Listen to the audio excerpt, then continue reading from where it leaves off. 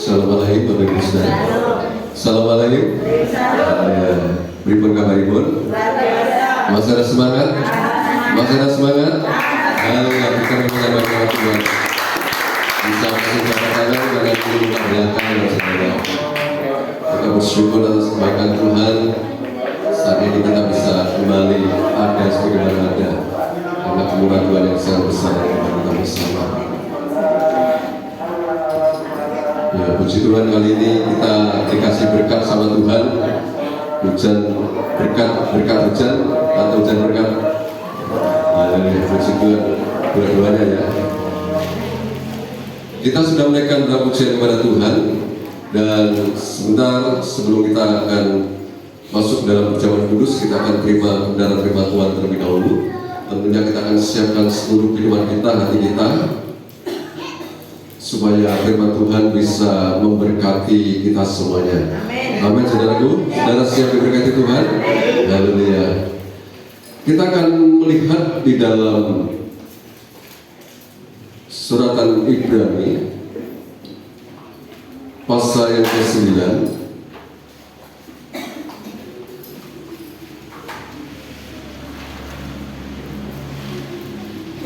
Ibrani pasal yang ke-9. Kita akan baca ayat 11 sampai ayat yang ke-14. Ibrani 9 ayat 11 sampai 14. Jika sudah ketemu, kita akan baca bergantian dengan saya. Sudah siap? Haleluya. Ibrani 9 ayat 11 sampai 14. Kristus adalah pengantara dari perjanjian baru, tetapi Kristus telah datang sebagai imam besar untuk hal-hal yang baik yang akan datang. Ia telah melintasi kemah yang lebih besar dan yang lebih sempurna, yang bukan dibuat oleh tangan manusia, artinya yang tidak termasuk ciptaan ini.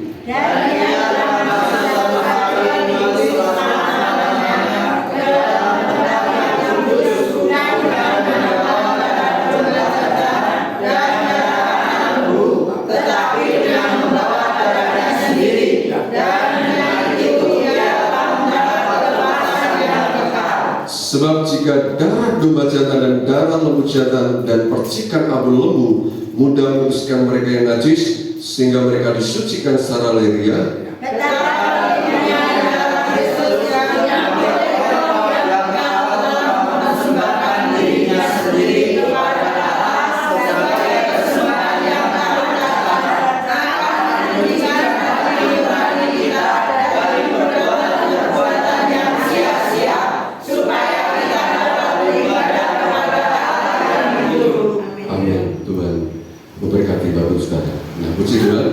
kali ini saya akan memberikan sebuah tema renungan firman Tuhan, yaitu mengenai darah Yesus menyucikan hati nurani kita. Ya, darah Yesus menyucikan hati nurani kita, saudara. Betapa pentingnya bahwa kita harus memiliki hati nurani yang bersih. Amin, saudaraku. Kita harus memiliki hati nurani yang bersih. Kenapa kita harus memiliki hati nurani yang bersih? Kita tahu bahwa kita akan berhadapan dengan Tuhan. Dan Tuhan sendiri, Bapak saya, Dia adalah Allah yang kudus, ya, Allah yang benar. Di dalamnya tidak ada cacat sedikit pun, ya. Dan tentunya ketika kita akan ketemu nanti, dan kalau kita merindukan untuk kita bisa tinggal bersama-sama sampai selama-lamanya, ya tentunya kita akan menyingkronkan diri, menyesuaikan diri antara pribadi kita dengan Tuhan. Sementara Tuhan adalah Allah yang kudus, Allah yang benar, Allah yang tidak ada cacat celah.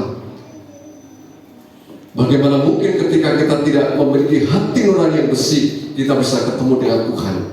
Nah, ini kan sulit untuk bisa ketemu. Nah, oleh karena itu kita harus benar-benar bisa memiliki hati nurani yang murni. Amin, saudaraku. Hati nurani yang sudah dikuduskan oleh Tuhan melalui darah.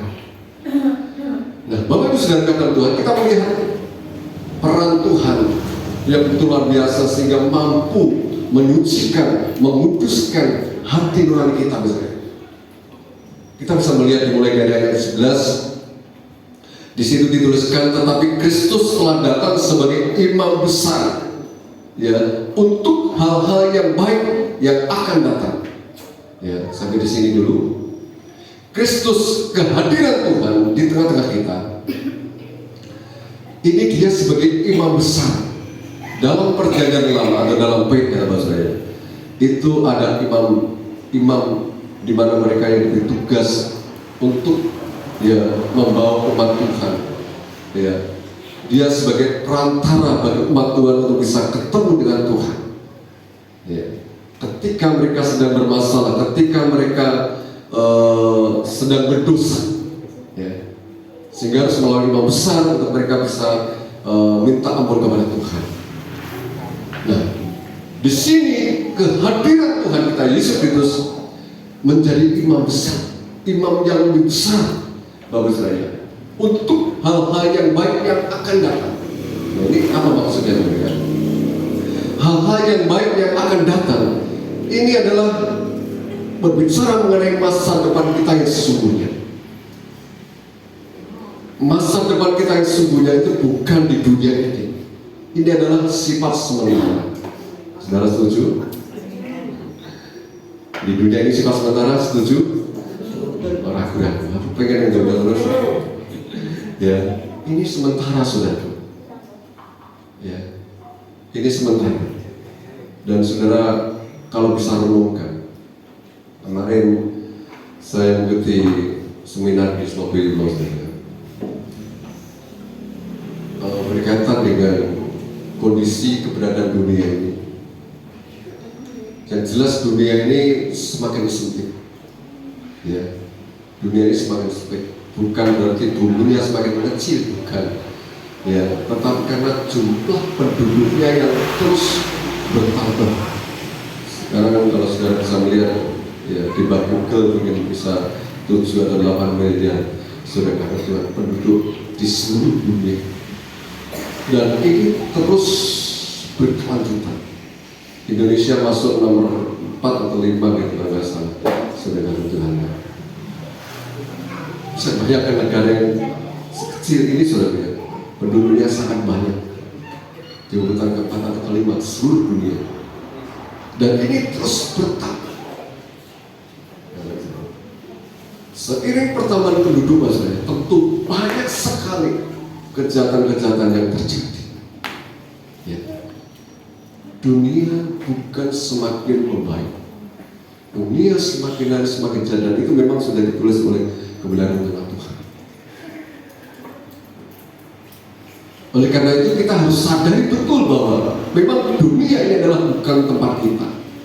Amin, saudara. Kita harus renungkan ini. Ketika kita memiliki konsep pemikiran bahwa dunia bukan tempat kita, maka kita akan bisa berpikir jauh lebih lagi mengenai masa depan kita sendiri. Seringkali sudah saya sampaikan bahwa kita tidak boleh kendor, ya, untuk melakukan segala aktivitas kita berkaitan dengan kebutuhan, keperluan, ya, selagi kita di dunia ini, baik pekerjaan, baik saudara, sekolah, dan sebagainya. Tetapi jangan lupa bahwa ada masa depan yang lebih penting, yaitu di dalam kekekalan nanti. Amin, saudara. Ini Tuhan sudah persiapkan. Kalau Tuhan sudah persiapkan, bagaimana dengan kita yang sudah dipersiapkan oleh Tuhan? Tentunya kita juga harus mengikutinya, supaya ketika Tuhan sudah siapkan, nantinya juga kita akan bisa terima apa yang Tuhan sudah persiapkan bagi kita. Amin, saudara.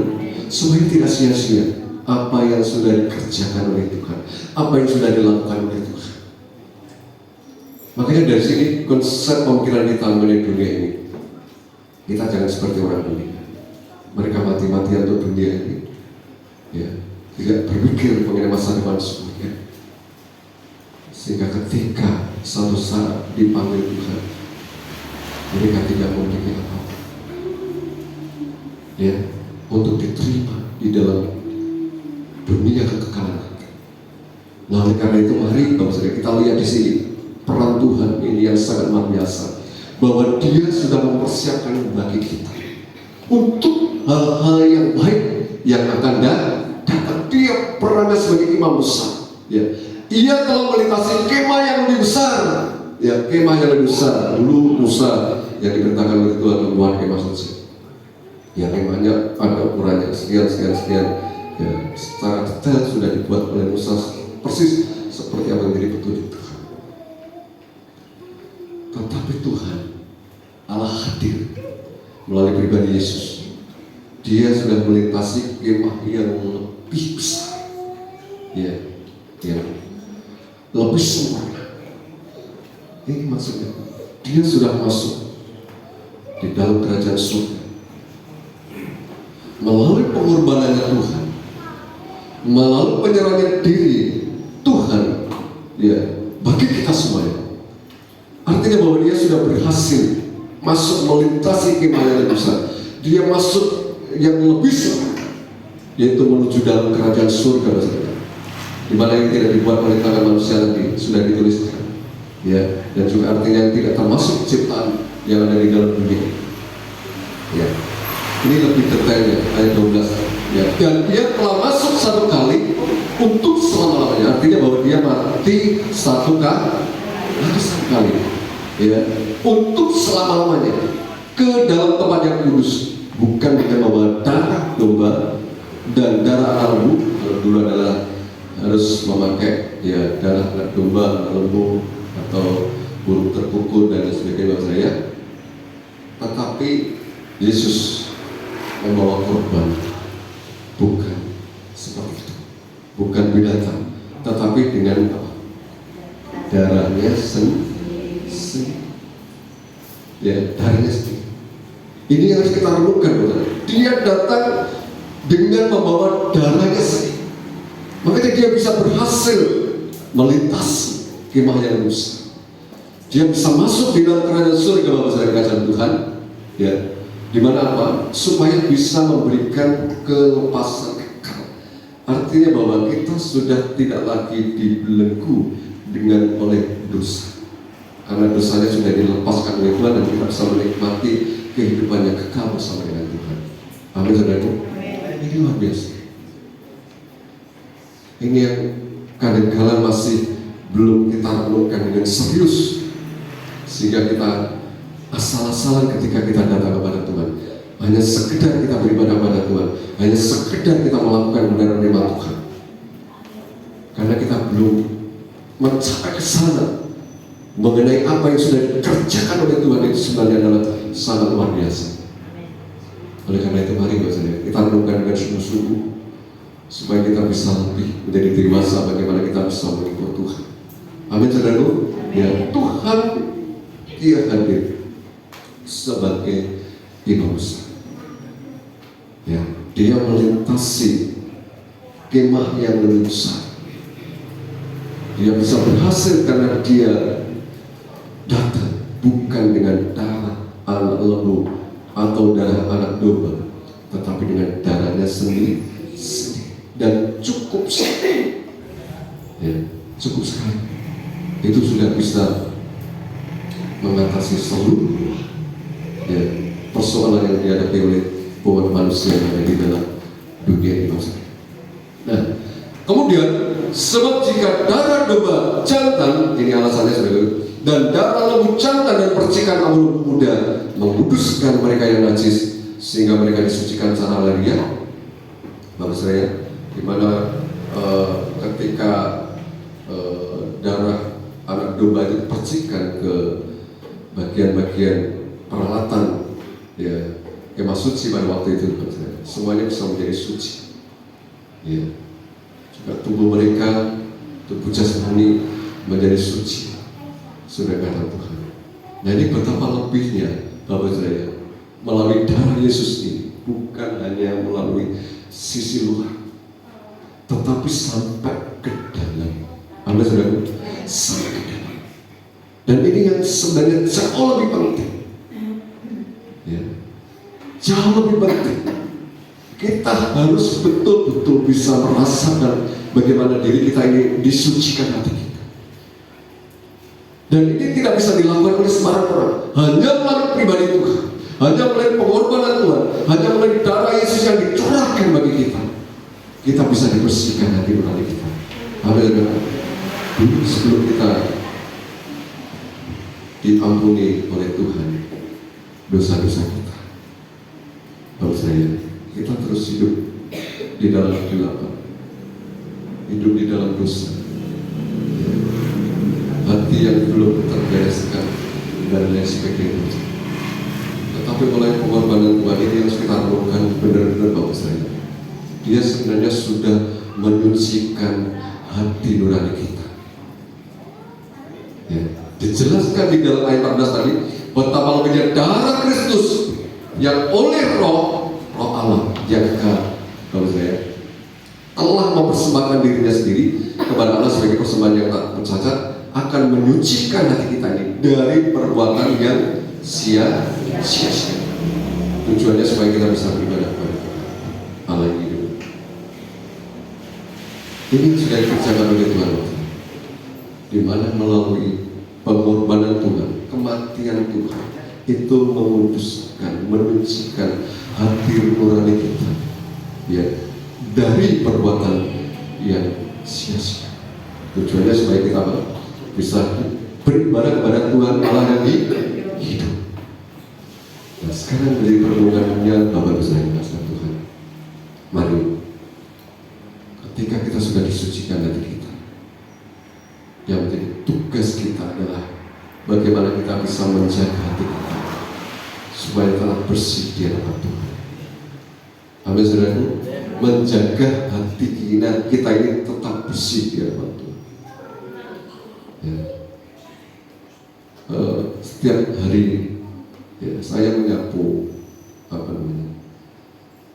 rumah saya. Kadang-kadang saya malu dengan Tuhan. Setiap hari saya bersihkan rumah itu. Tapi kadang-kadang kok malah justru hati saya kadang-kadang nggak beres di hadapan Tuhan. Ya, saya minta ampun. Makanya ketika saya menyapu Tuhan, tolong bersihkan hati saya sebagaimana saya menyapu rumah ini. Ya. Bagi ibu-ibu setiap hari mungkin, ya bukan setiap hari, mungkin berapa hari sekali, ya mencuci baju atau membersihkan peralatan dapur. Kalau peralatan dapur mungkin setiap hari, ya.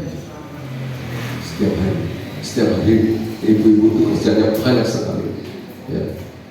Ada yang memosting gitu ya. Kerjanya apa di rumah? Ya di rumah saja. Padahal di rumah saja ibu-ibu ini harus kita akui bahwa kerjanya sangat banyak. Ya. Sangat banyak sekali. Ya, kelihatannya kayak gak lama, tapi sangat banyak sekali. Ya, saya sendiri merasakan ketika tinggal istri saya gitu, wah ternyata ini. Ya, waktu terlalu hebat, banyak yang kerjakan. Saudara, di mana ketika saudara membersihkan sesuatu, ya, saudara juga harus bisa menemukan yang jauh lebih penting adalah hati kita ini harus selalu bersih di hadapan Tuhan. Amin, saudaraku. Amin. Jangan lupa, ya, bukannya sekedar peralatan jasmani, rumah, ya, mungkin peralatan dapur, peralatan rumah tangga dan sebagainya bersihkan, atau kendaraan yang suka, kendaraan motor, mobil dan sebagainya yang dilus-lus sudah kasih Tuhan, dilus-luskan, ya, dibersihkan setiap waktu, setiap saat. Ya. Jangan lupa bahwa hati kita itu harus lebih kita jaga supaya jangan sampai terkotor, ya, atau penuh dari luar. Oleh karena itu mari baca ya. Untuk ini kita perlu memang pertolongan dari Tuhan. Mulai dari rohnya, Roh Kudus yang tinggal di dalam diri kita. Ini memampukan kita. Amin, saudaraku. Kehadiran Tuhan, kehadiran pribadi Roh Kudus itu menginsahkan kita akan dosa. Jadi ketika kita mau melakukan dosa, Roh Kudus mengingatkan kita, menyadarkan kita, memberikan peringatan-peringatan kepada kita supaya kita tidak berkelanjutan untuk melakukan dosa, karena kita memang sudah disucikan oleh Tuhan. Amin, saudaraku. Oleh karena itu mari saudara Tuhan kita renungkan Kita harus belajar bisa menghargai akan anugerah Tuhan yang sangat luar biasa. Ya, yang sangat luar biasa. Pengorbanan Tuhan ini nggak kecil kan? Pengorbanan Tuhan itu sangat besar. Ya, Dia menyerahkan hidupnya secara total. Ini hanya untuk kita, supaya kita benar-benar memperoleh kelepasan kekal, supaya kita tidak terus hidup di dalam kutuk Allah, hidup dalam kebinasaan, tetapi supaya kita bisa hidup, benar-benar hidup bersama-sama dengan Tuhan. Amin, saudara. Sebabnya ini yang harus kita jaga. Kita harus bisa menjaga hati nurani kita supaya tetap bersih dan bersih. Caranya adalah kita minta pertolongan dari Tuhan melalui peran Roh Kudus yang selalu tinggal dengan diri. Ketika kita diingatkan, mari kita ngikut Dia, kita mau nurut dengan Dia, ya. Dan terus kita jalin komunikasi dengan Tuhan. Kita suka bersekutu dengan Tuhan, kita suka intim dengan Tuhan, kita suka baca kebenaran firman Tuhan. Bapak saya, supaya kita benar-benar bisa menjaga hati kita. Ya, sebab setiap hari, setiap saat, setiap waktu bahwa kita berkecimpung di mana kita berada, baik tempat pekerjaan, sekolah, di tengah-tengah masyarakat, kita bergaul dengan banyak orang kalau sering datang Tuhan. Ya. Itu mudah sekali untuk kita bisa dikotori oleh dunia ini. Ya. Tetapi kalau kita tetap berpegangan teguh akan benar firman Tuhan, dan kita menyadari bahwa diri kita ini adalah sudah disucikan oleh Tuhan, maka kita akan tetap bisa menjaga hati kita. Amin, saudaraku. Menjaga yang menjaga hati kita ini adalah pribadi kita, bukan Tuhan. Ya. Ada ujian yang mengatakan, ya, supaya Tuhan menjaga hati kita. Sebenarnya bukan Tuhan, diri kita yang diperintahkan oleh Tuhan untuk menjaga diri kita. Makanya di Amsal 4 ada salah jaga hatimu dari segala kewaspadaan, karena ada segala terpancar dari kita harus bisa menjaga diri kita sendiri supaya kita benar-benar tetap kudus di hadapan Tuhan. Tujuannya apa? Tadi sudah dijelaskan adalah supaya kita bisa beribadah kepada Allah. Berarti ibadah itu gak sembarangan, saudara. Ya, memang benar, ibadah itu gak sembarangan.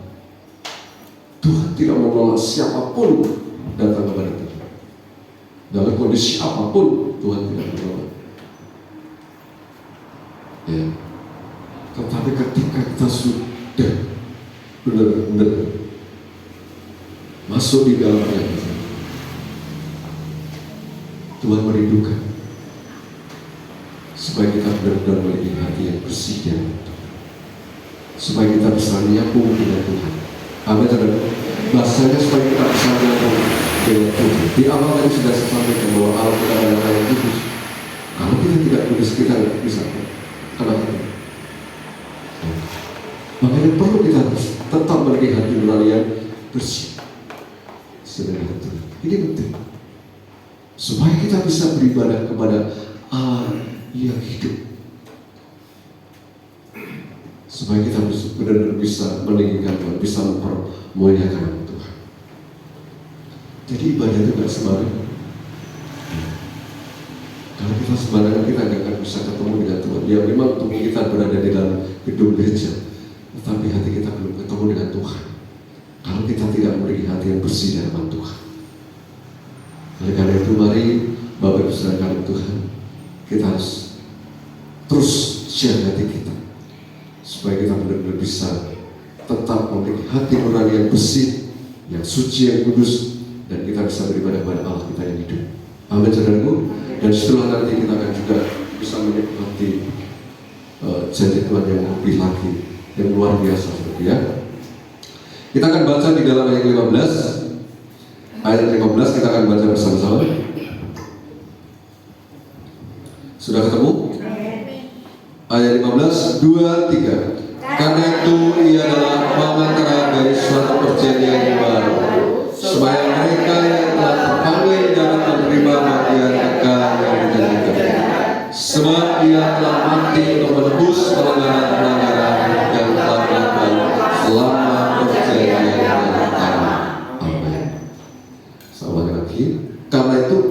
Tuhan adalah pengantara dari suatu perjanjian yang baru.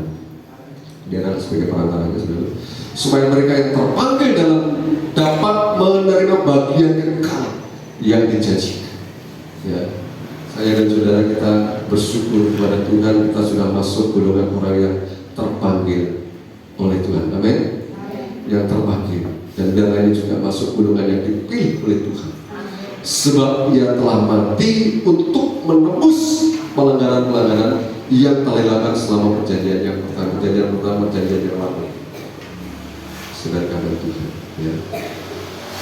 Jadi kita ini bersyukur pada Tuhan, ya, dimana bahwa dulunya semenjak kita sudah jatuh di dalam dosa, tidak ada harapan lagi untuk kita bisa menikmati kehidupan bersama. Tetapi ketika Tuhan Allah hadir, Dia sebagai menebus kita, maksudnya kata Tuhan, melalui kematiannya, kita bisa menikmati, ya, kehidupan yang indah bersama-sama dengan Tuhan. Ya, sebagaimana yang dituliskan tadi bahwa kita akan bisa menerima bagian kekal yang sudah dijanjikan oleh Tuhan. Ya. Oleh karena itu, mari Bapak saudara Tuhan, kita akan terus pegang teguh akan janji Tuhan ini. Ya, kalau kita sungguh-sungguh tetap bisa hidup di dalam kebenaran, memiliki hati yang bersih, hati yang nurani, yang benar, ya, kita akan bisa menikmati janji Tuhan, yaitu memperoleh kehidupan yang kekal bersama-sama dengan Tuhan sampai selama-lamanya. Amin, saudaraku. Puji Tuhan. Ini Bapak saudara Tuhan yang perlu kita renungkan. Ya, Tuhan hadir sebagai bangsa. Dia sudah berkorban diri kita. Biarlah kita terus menjaga hati kita, supaya kita benar-benar bisa tetap menjadi orang yang bersih, sehingga hidup kita benar-benar bisa berkenan di hadapan Tuhan, bisa beribadah kepada Tuhan Allah kita yang hidup, dan kita bisa menikmati janji Tuhan, kehidupan yang kekal bersama dengan Tuhan sampai selama-lamanya. Amin. Puji Tuhan. Ini yang